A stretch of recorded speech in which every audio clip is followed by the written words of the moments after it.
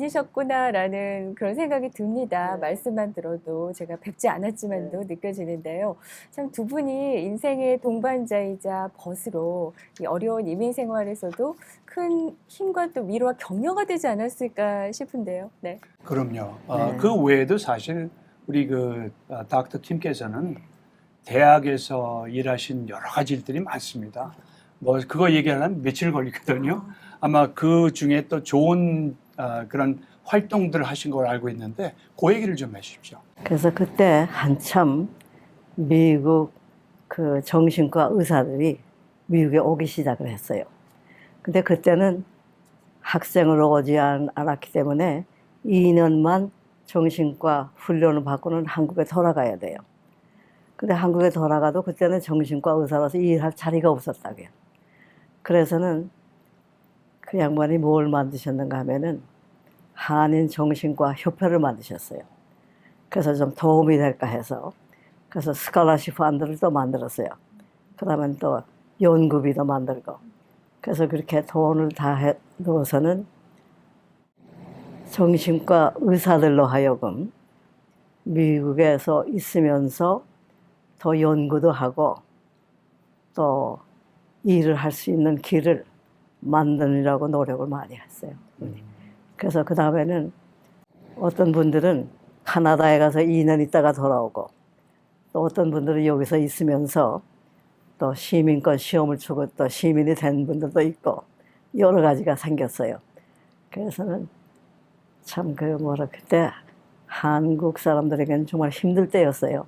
오기도 힘들었고 와도 그렇게 제한이 있었어요. 2년 있으면 또 돌아가야 돼요. 그러니까 한인 그 정신과 협회 때문에 그분들이 도움을 많이 받았죠. 지금도 그게 있어요. 그 기금이 아직 있으니까 지금도 1년에 한 번씩 젊은 정신과 의사들을 한국에 보내서 연구를 하게 해요. 그리고 발표를 하게 하고 또 한국에 있는 젊은 정신과 의사들이 미국에 데려와서 여기서 배워가지고 또 한국에 가서 연구 발표를 하게 하는 게 아직도 계속이 되고 있어요. 아, 네. 그러시군요. 네. 네. 그 기금이 그냥 있으니까. 네. 정말 많은 활동하신 것 같아요. 아이고, 네. 그렇죠.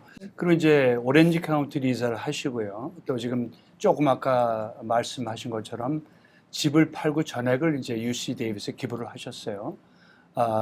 그리고 이제 또 장학자들 설립해서 이렇게 했는데 돌아가시기 전에는 또 영문과 한글로 그 아주 그 책을 몇 권을 발간하셨죠? 네, 네. 그 책 얘기를 좀 해주세요. 네, 근데 그동안에는 학교에서 가르칠 때는 연구 논문이라든지 또 정신과학에서 책에 챕터를 많이 쓰셨거든요. 근데 이제 여기에 이사 와가지고 그 양반이 가만 생각을 하면서 내가 책을 하나, 자서전을 하나 써야 되겠다고. 자기의 생활이 너무 고달픈 생활을 많이 했으니까 우리 아이들을 위해서 한국 사람의 생활이 이렇다는 것을 좀 한번 써야 되겠다. 그래요. 근데 그때 마침 한국에서 어떤 출판사에서 전화가 왔어요. 이번 6.25 기념으로 그동안에 흥남 철수할 때 거기에서 통역을 하셨다죠. 그러니까 좀 거기에 대해서 좀 써주세요. 그 연락이 왔어요. 그래서 그때는 한국 전에 대해서만 그분이 글을 써서 보냈다고요. 한국말로.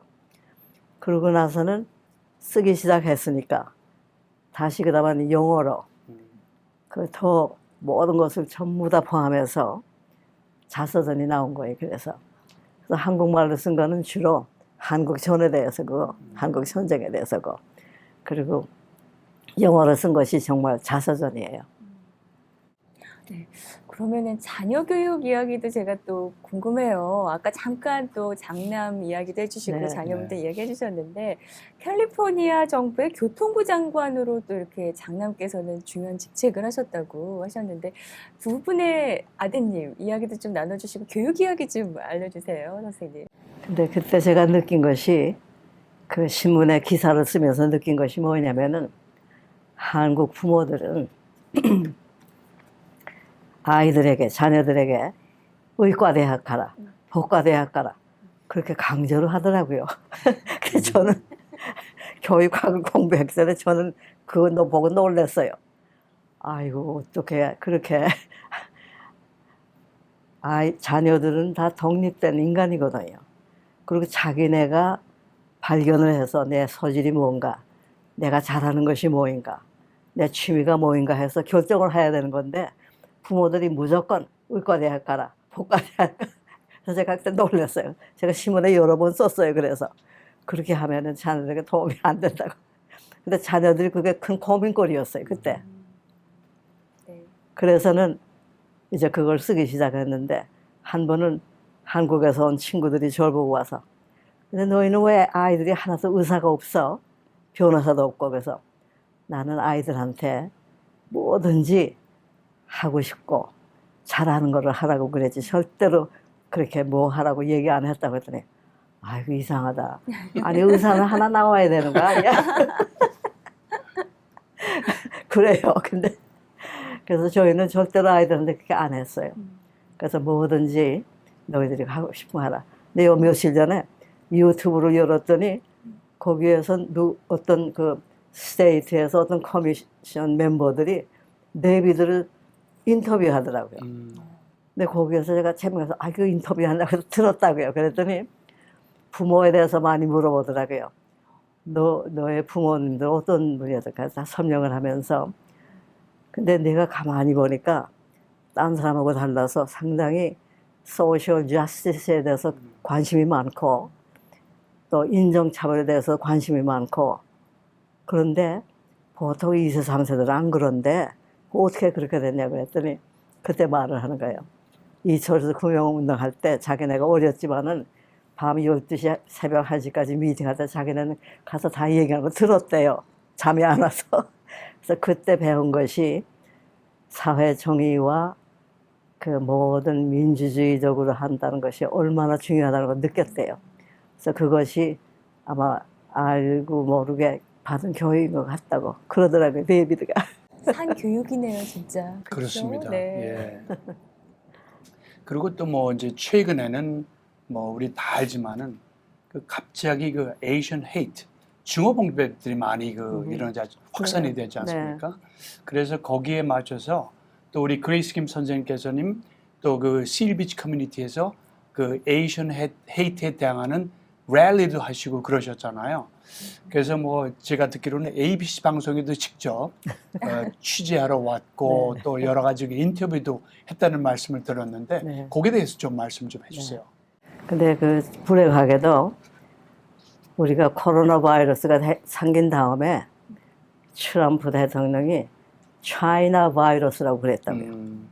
그 차이나 바이러스가 아닌데 말이죠. 그래서 그때부터 그 아시아에 대한 헤이트 크라임이 많이 생겼어요. 근데 하루는 우리가 사는 곳에 한국 사람이 2,000명이 살고 대부분이 백인이에요. 또 라티노가 좀 있고 흑인이 정말 적어요. 그런 데서 살고 있는데 하루는 어떤 한국집에서 저한테 연락이 왔어요. 그 따님이 아버님이 금방 병으로 돌아가셨기 때문에 장례식을 하고 집에 왔더니 그 동네 사는 백인 남자가 자기 집에 편지를 보냈대요. 누군지 안다는 거예요. 그거는 자기 아빠하고 골프를 같이 쳤기 때문에 안 돼요. 근데 그 편지에 뭐라고 썼는가 하면은 내가 싫어하는 한국 못난 사람 하나가 죽었으니까 이제는 하나가 적어졌구나. 너무 신난다. 이렇게 썼어요. 제가 그걸 보고서 가만히 있을 수가 없잖아요. 네. 또 이것이 교육하는 기회가 또 됐다고요. 그래서 당장에 제가 어디다가 전화했는가 하면은 한인회가 있어요, 그 안에. 한인회 임원들을 다 저희 집에서 초청을 했어요. 그래서 제가 편지를 읽었어요. 이런 편지를 받았는데 지금 자녀들이 눈물을 흘리고 섭섭해서 아빠가 돌아가셨으니까 그런 시기에 이런 편지를 보내는 인종차별주의자가 여기서 산다고. 그러니까 우리가 이런 기회에 가만히 있으면 안 된다고.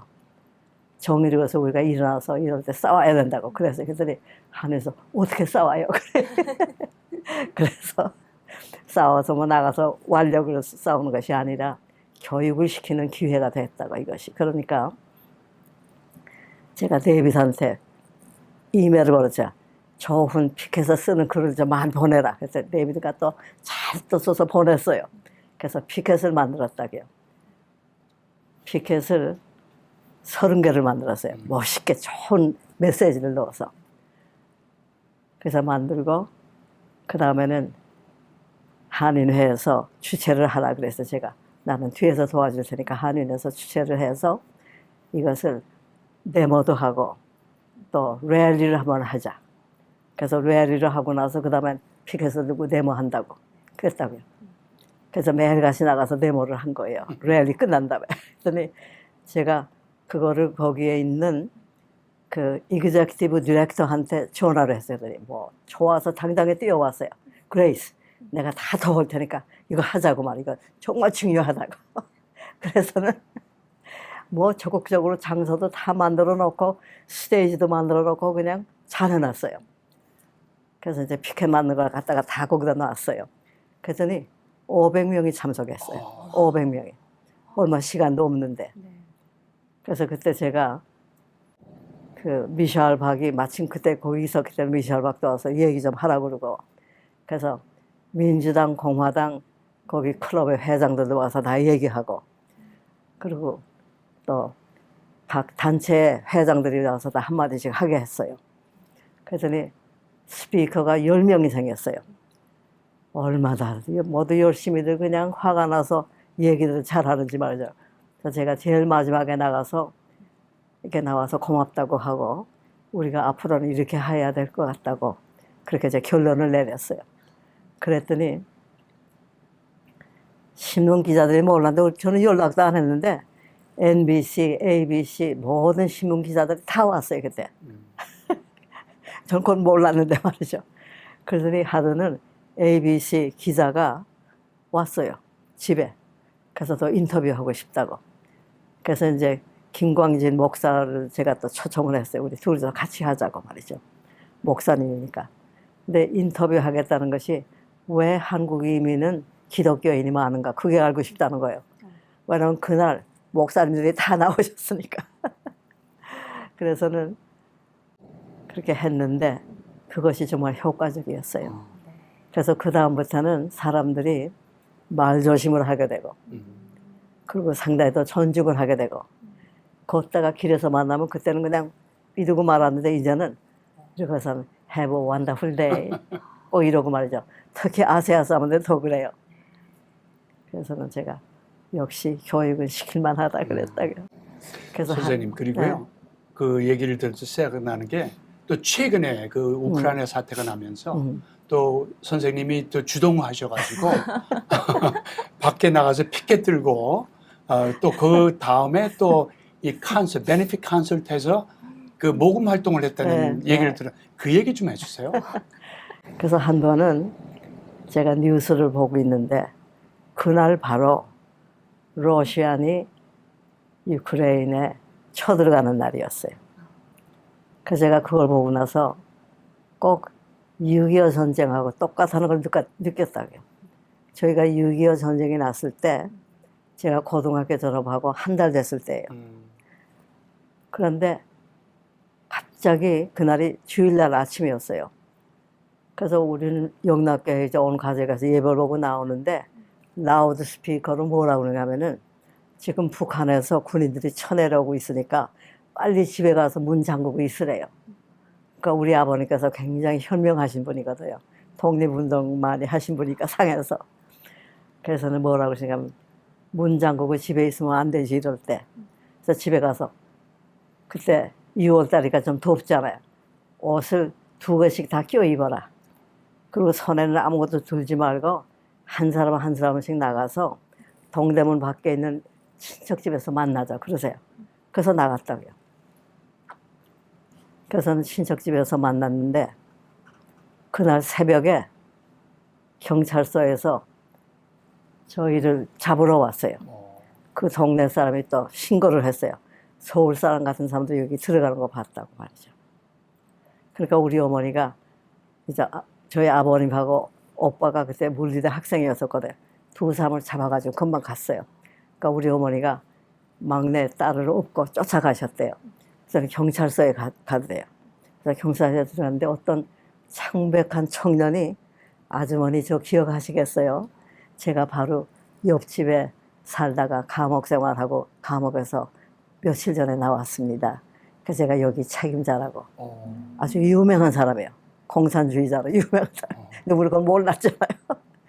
그런데 우리 어머니는 또 정이 많은 분이니까 항상 젊은 여자가 애 셋을 고생하니까 밤낮 먹을 걸 갖다 주셨대요. 그래서 고맙습니다. 그렇게 우리 와이프를 도와주셔서 고맙습니다. 그랬대요.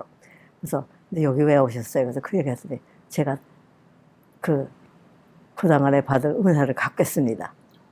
그러더니 이분이 그렇게 높은 사람인지 몰랐잖아요. 공산주의자인지 몰라고. 근데 이런 걸 써줬어요. 이분들은 지금 고향에 가는 길이니까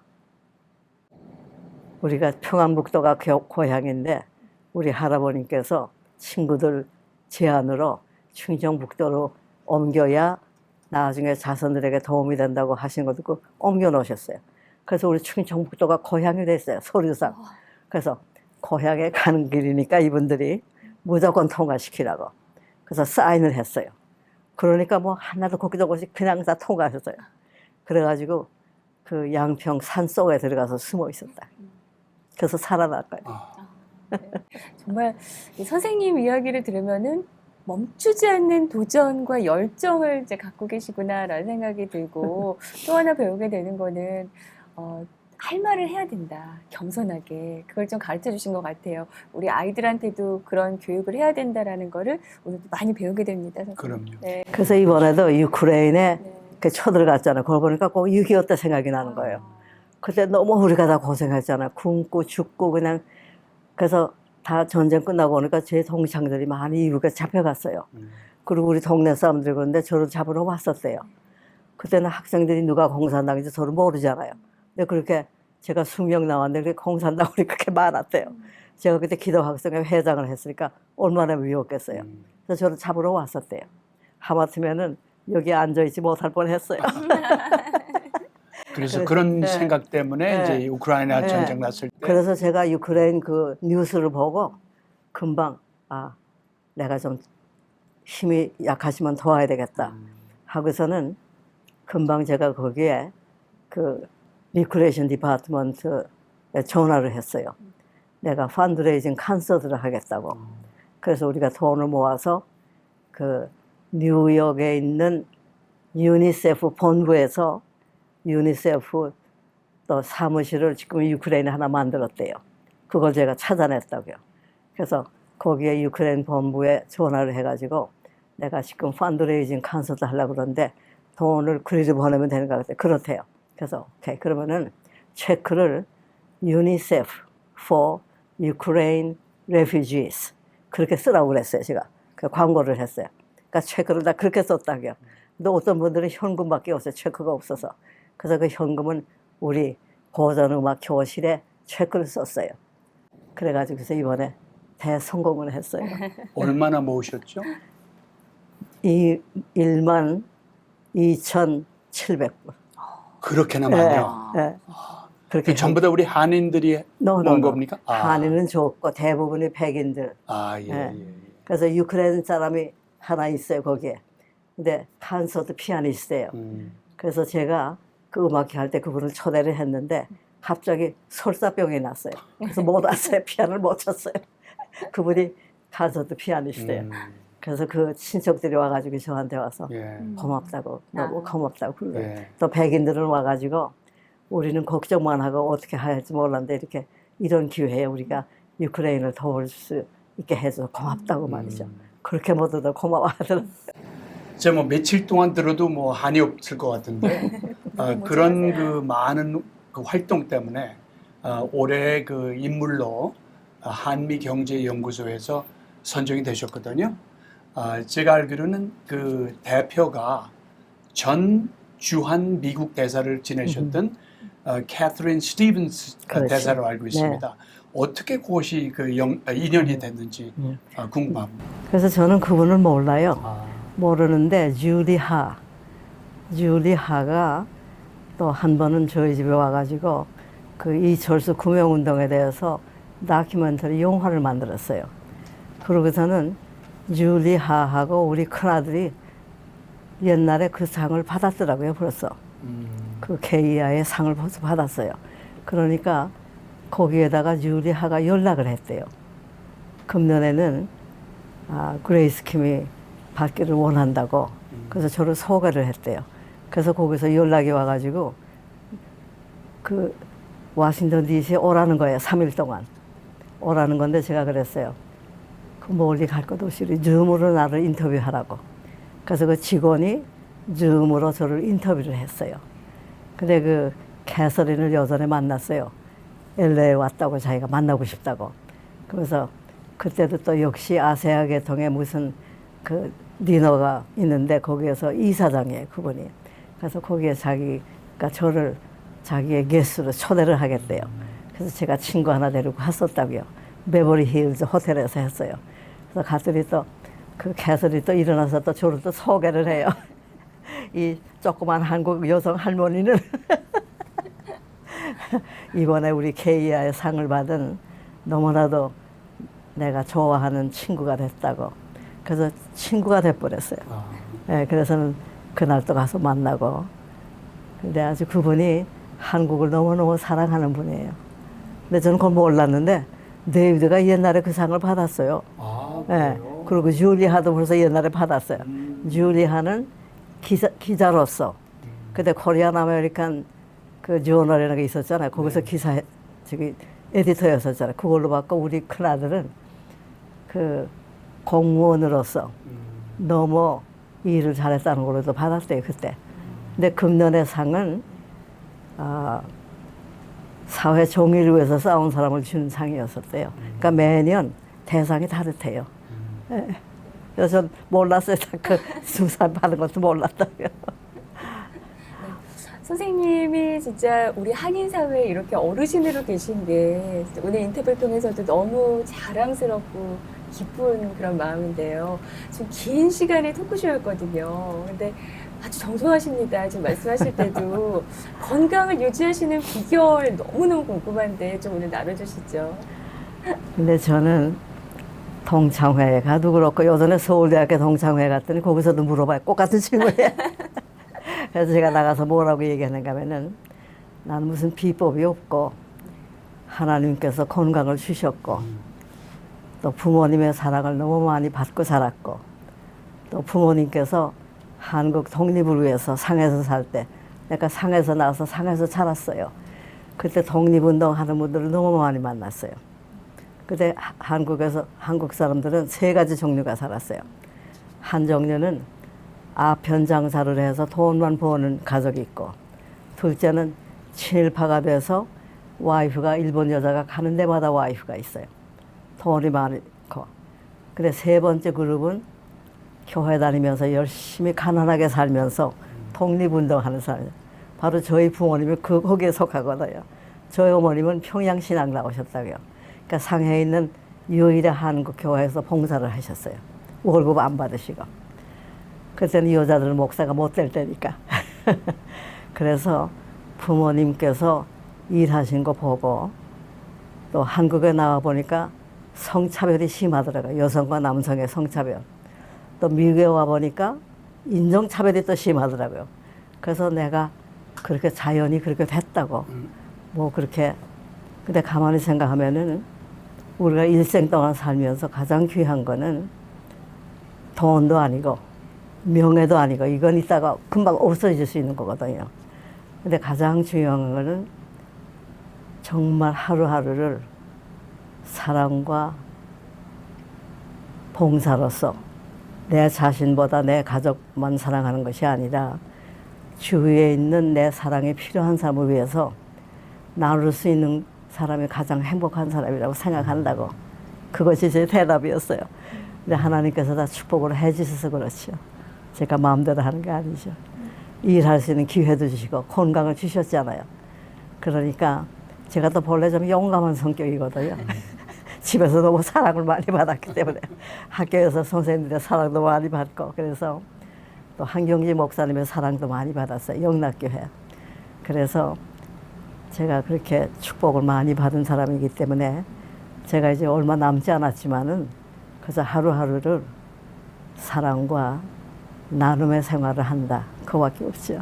그러니까 본래 건강이라는 거는 뭐 막 좋은 것만 먹는다고 건강한 거니까 운동만 한다고 건강한 게 아니에요. 네, 하나님께서 건강을 주신 것 같아요. 자, 장시간 우리가 오늘 이 말씀 많이 나눴는데요. 이제는 뭐 120세 시대니까 아직도 갈 길이 많습니다. 그래서 마지막으로 우리 그레이스 선생님의 앞으로의 바람이라든지 소망하는 게 있으면 마지막으로 말씀해 주세요. 근데 아직도 미국에는 인종차별이 있어요. 그리고 또 하나는 그 한국 사람으로서 지금 제가 정치계를 가만히 보면은 한국계통의 정치계가 너무 약해요. 그래서 미국은 아무래도 민주주의 나라이기 때문에 정치계에 나가지 않으면은 우리의 목소리가 없어지거든요. 그래서 가능한 한 우리 2세, 3세들을 정치계에도 많이 보내고 돈벌이만 하라 그러지 말고 의사하고 변호사만 되라고 그러지 말고 앞으로는 정말 우리 후세들을 위해서 정치계에 나가서 한국 사람의 목소리를 내고 한국을 알릴 수 있는 그런 귀한 지도자가 좀 많이 나왔으면 좋겠어요. 그리고 또 한 가지는 한국 사람은 아직도 일본 사람을 미워해요. 그건 당연하죠. 우리가 핍박을 받았으니까. 근데 미국에 사는 일본 사람들은 그거하고 상관이 없거든요. 여기서 다 난 사람들이거든요. 그러니까 일본 사람이나 중국 사람이나 필리핀 사람이나 또 월남 사람들하고 다 같이 힘을 합쳐서 그 AAPI로서 정말 같이 일할 수 있는 그 마음가짐이 또 필요한 것 같아요. 한국 사람만 똘똘 뭉쳐서 뭐 일을 못 하거든요. 그러니까 협조할 줄 알아야 되고, 그리고 정말 성실하게 인간을 위해서 일하는 사람, 정치가로서 자기의 명예와 파워와 돈을 위해서 하지 않고, 그래서 또 정당을 위해서 일하지 않고, 제가 예전에 미셸하고 영킴이 당선이 됐을 때 제가 전화했어요. 공화당인 거 내가 아는데 공화당만을 위해서 일하지 않고 정말 인간을 위해서, 특히 한국 이민들을 위해서 일을 좀 많이 해주기 바란다고 제가 부탁을 했어요. 그런데 정치인이 되면은 잘못하면은 당을 위해서 일하기 쉽거든요. 그러지 말고 한 발자국 더 나가서 정말 인간을 위해서 일할 줄 알고, 지금 한국 계통이 너무 부족해, 약해요. 아직도 너무 약하기 때문에 시장이건 시의원이건 또 카운티 슈퍼바이저건 국회의원이건 또 주의원이건 하여튼 정치계에 나가서 활동할 수 있는 우리 2세들을 많이 키워야 될 것 같아요. 네, 감사합니다. 오늘 뭐 이렇게 그레이스 선생님의 말씀을 들으면서 아마 여러분 가슴에 아마 진한 감동이 많이 왔으리라 생각합니다. 참 그 요즘 시대가 극도의 개인주의로 변하고 있는데, 약하고 어려운 사람들을 위해서 따뜻한 손을 내밀고 사랑을 베풀고 실천하면서 한 평생을 살아오신 우리 그레이스 김 선생님을 정말 오늘 이렇게 모셔서 얘기하게 된 거 정말 너무 기쁘고 기쁩니다. 감사해요. 네. 그죠? 여사님의 지나온 발자취가 정말 이 시대를 살아가고 있는 많은 분들에게 작은 울림이 될 수 있기를 바랍니다. 오늘 긴 시간 함께 해주셔서 정말 감사드리고요. 앞으로도 오래오래 건강하고 행복하시기 바라겠습니다. 고맙습니다, 감사합니다. 선생님. 자, 오늘 마이 아메리카를 함께 해주신 시청자 여러분 감사합니다. 저희는 다음 주 이 시간에 다시 찾아뵙겠습니다. 고맙습니다.